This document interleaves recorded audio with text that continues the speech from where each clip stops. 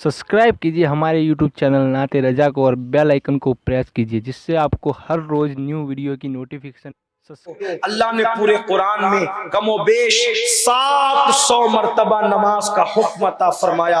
बुजुर्गान दीन फरमाते हैं जिसने एक वक्त की नमाज जानबूझकर छोड़ी गोया उसने 700 मरतबा अल्लाह की नाफरमानी की।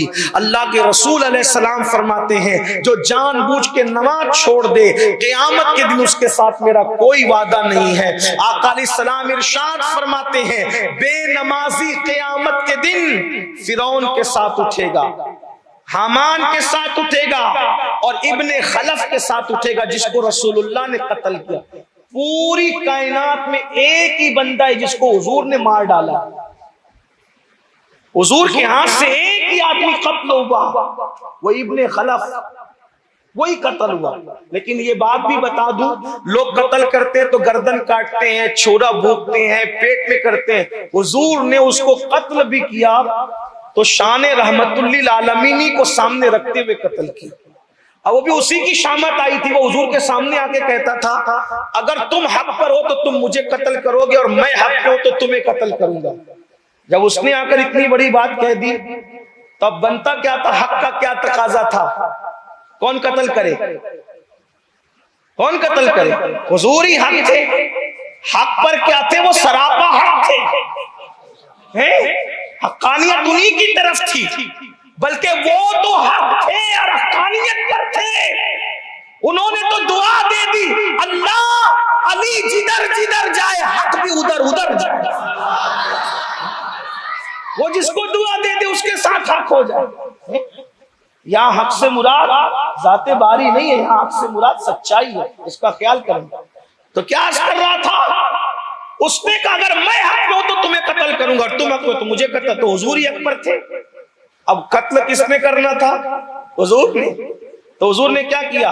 ना गर्दन काटी, ना हाथ काटा, ना पैर काटा। एक नेजा लिया, बल्कि तीर लिया और उसको चुबा दिया। सिर्फ चुबा दिया और पूरे मैदान में तिलमिलाते फिरता था। तो अबू जहल ने उसको बोला तू मर्द है कि नामर्द है?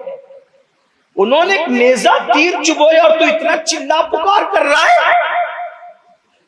सिर्फ नेजा ही चुबोया, तीर ही चुबोया है। तो इब्ने खलफ ने क्या कहा पता है?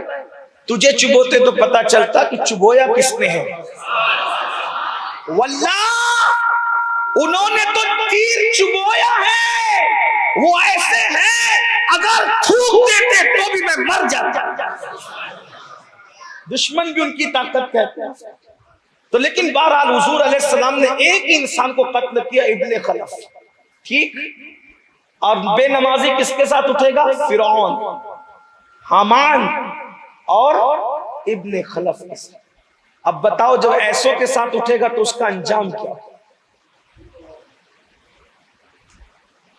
अल्लाह के रसूल सल्लल्लाहु अलैहि वसल्लम इरशाद फरमाते हैं जो जानबूझ के नमाज छोड़ दे वो अल्लाह की अमान से बाहर कर दिया जाता है।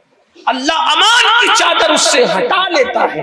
मेरे भाइयों, जब कोई अमान न दे तो अल्लाह अमान देता है, और जब अल्लाह अमान उठा ले, इतना याद रख। बस बात खत्म करते हुए अर्ज कर रहा हूं, देखो पूरी दुनिया दुश्मन हो जाए और अल्लाह अमान दे, कोई कुछ नहीं कर सके।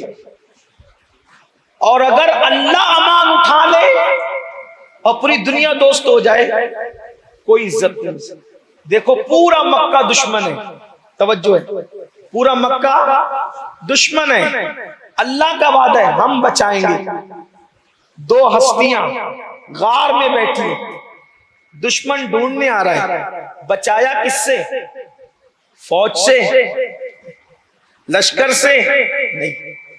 उलमा से पूछिए सबसे कमजोर चीज दुनिया में क्या है?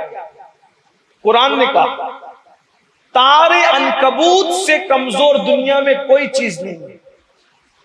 कुरान कह रहा है। और ये तारे अनकबूत क्या है? मकड़ी का जाला। छोटा सा बच्चा भी अगर उंगली कर दे तो वो जाला टूट जाता है, इतना कमजोर है। लेकिन अल्लाह बता रहा है अगर मैं बचाने पर आऊं तो सबसे कमजोर बकरी के जाने से भी हिफाजत कर लिया।